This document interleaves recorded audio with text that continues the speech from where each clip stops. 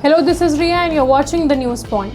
The Asia Cup 2025, meant to celebrate cricket and continental rivalry, has found itself mired in off-field controversies, especially involving PCB chairman Mohsin Naqvi. What was supposed to be pure sporting competition is now tangled with political symbolism and provocative gestures, shifting attention from the pitch to the rhetoric.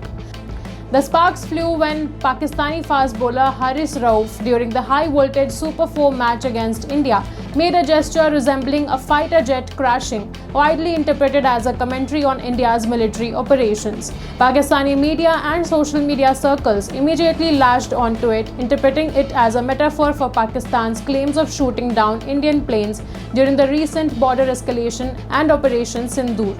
The Board of Control for Cricket in India did not remain silent. They filed a formal complaint to the ICC accusing Haris Rauf and fellow Pakistani batter Sahibzada Farhan of making provocative gestures bordering on incitement.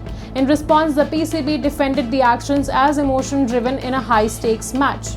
But the controversy did not end here. Stepping into the fray, Mohsin Naqvi, who not only heads the Pakistan Cricket Board but also serves as president of the Asian Cricket Council, he posted a slow-motion video of Cristiano Ronaldo making a free kick gesture, with the imagery repurposed to mirror Rauf's falling jet gesture. Many saw this as a provocative endorsement of the earlier gesture and a calculated move to escalate the narrative.